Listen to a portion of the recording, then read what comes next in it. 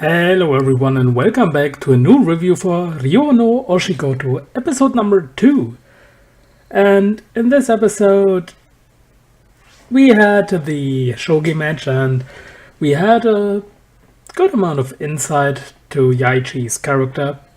How he was always thinking about losing gracefully instead of trying to fight until the end, even though it will be a messy battlefield. And he did it in this episode because I was there. She was watching the match, she was concentrating, she was going full mental over the shogi board, and Yaichi was then like, well, I just can't keep thinking of giving up and just doing it in a graceful way, so yeah, he was motivated, he got to fight back, and then he won the shogi match. With a little twist though, because his Chunin opponent, his rival, his family runs a tofu store, and basically they have to go to bed really early and get up really early as well. And the problem is, if your sleep pattern is like getting to bed early and waking early up, if you are suddenly forced to stay awake and go against your pattern, then you will have problems. And Yaichi kinda used it, and he was commenting on it a bit as it was, well, yeah, just something, so nothing too crazy.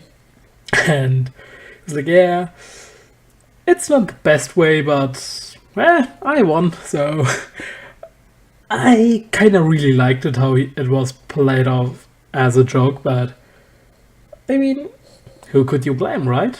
I mean, you just can't blame Aichi for doing this, right? I mean, yeah, he just used any means he could use to win, which he did.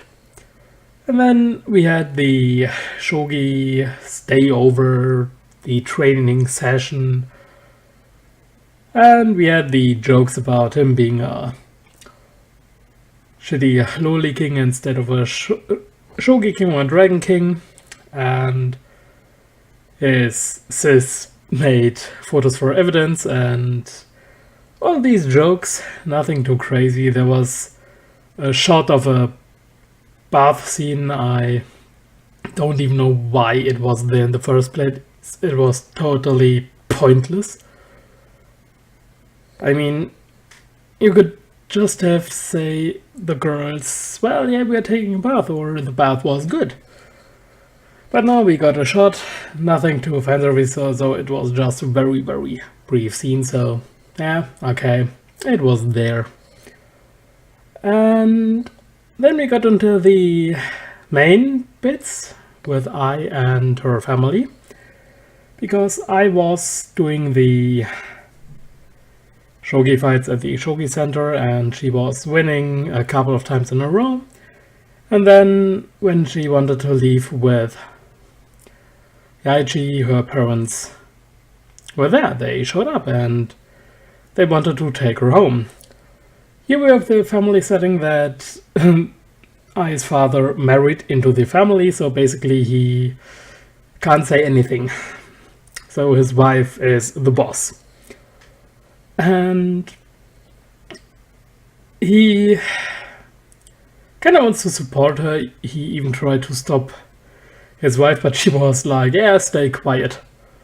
And then she was going on that, well, being a female shogi professional is really tough. You don't get a good income, and even when Yaichi was going on that, well, she has the talent, her mother was like, well, and did you ever had a disciple before her?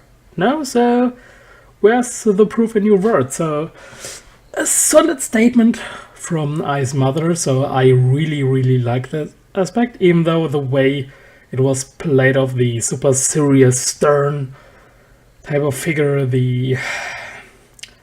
you could handle the entire scene even if her attitude was different, but I guess they made it to show her off as the really strong-willed, focused, stern woman.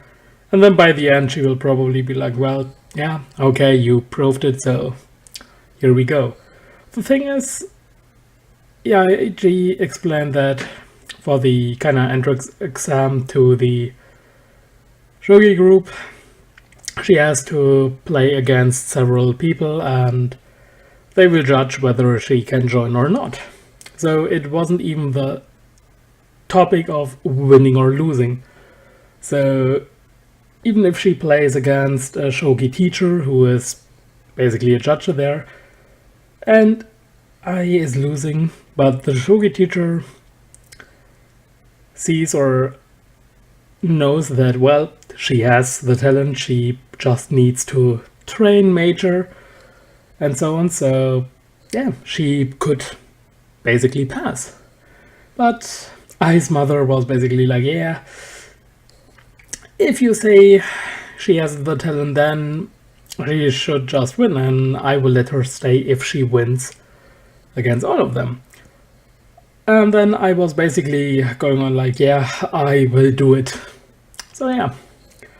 And then we had the joke about how intense and yet kind Yachi is as a teacher, and they were staying up all night while being at it, and yeah, kind of the sexual joke. So the thing is, usually I enjoy my dirty jokes, but if we have a 9-year-old character throwing out these jokes,